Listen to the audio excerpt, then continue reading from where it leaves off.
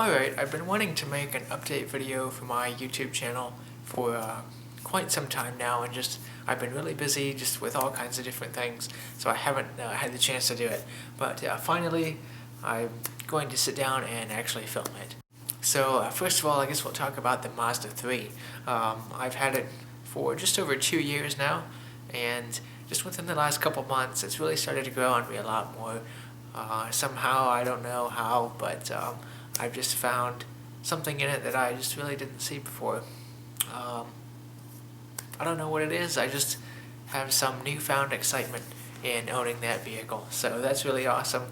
So I do plan on keeping it until it gets paid off, and at that point my current plan is to trade it for a 2006 Acura MDX, but who knows, that might change.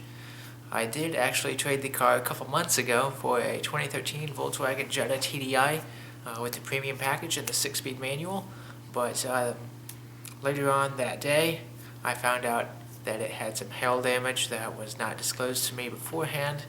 I'm not going to mention the dealership.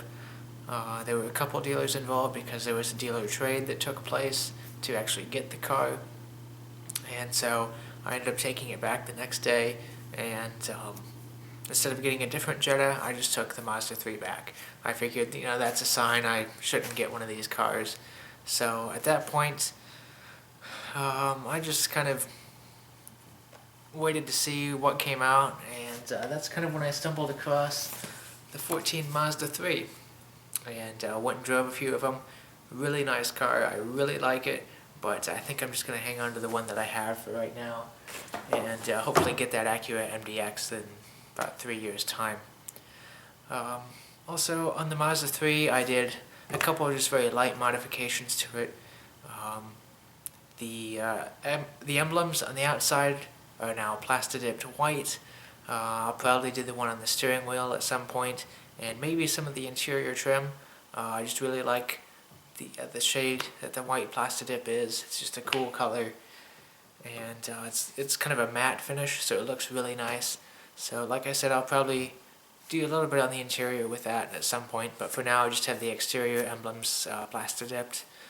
Also, I put blue LEDs in the cup holders. I had kind of some issues with that, trying to get it going. I was using individual LEDs at first, but that gave me a good chance to practice soldering because I've never done that before, and I ended up just saying, I'm going to forget this for the day, and then the next day I went and got some of those LED strips that you can cut into different sections, and I put a couple small sections in there, and it looks really nice. It's extremely bright, so I might take one of those sections out, I don't know yet, but it looks really cool. It really does. And then moving on to the Honda Accord, for now I've just been kind of driving it, just getting used to the car. I've gotten a lot better at driving a stick shift, which is great. Shortly after I got it, I was able to just glue on that front emblem that was missing, so it really makes it look a lot better on the outside. And I somewhat fixed the leaking trunk. It still has a little bit of a leak to it, but it's not nearly as bad as it was when I got the car. Also, I'm getting a new stereo put in. This is the head unit right here. It's a JVC, and it's got Bluetooth, USB input, aux input, so it's going to be really nice. And I also will be replacing the speakers in the back. There's only 2 speakers in the car, so it's not going to be really expensive. And I'm just going to get some decent quality but inexpensive speakers just because the car was cheap and I don't drive it that often. And then I'll probably keep that at least through the summer, and then I'd like to sell it and save up a little bit of money to get the early 90s body style Accord.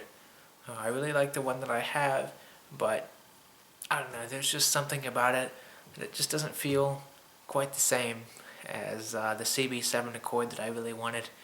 It just doesn't give me the same kind of warm fuzzy feeling that those do. I don't know, it's hard to describe.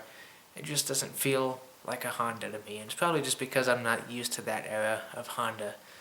But it's still a really interesting vehicle, and I enjoy driving it. I know some people just see it as an old piece of junk, but I just find a certain charm and a certain character in those 80s Japanese cars. So it's kind of an interesting vehicle, and like I said, I'll probably keep it at least through the summer, maybe longer, I don't know, I'll just see what happens. And then as far as the channel itself and future videos, I'm going to the Chicago Auto Show in February, so I'm really excited about that. I'm going to do it a little bit differently than I did last year. Planning on going for 2 days, one of which I'll probably spend the afternoon just kind of downtown, probably around Millennium Park and that sort of area.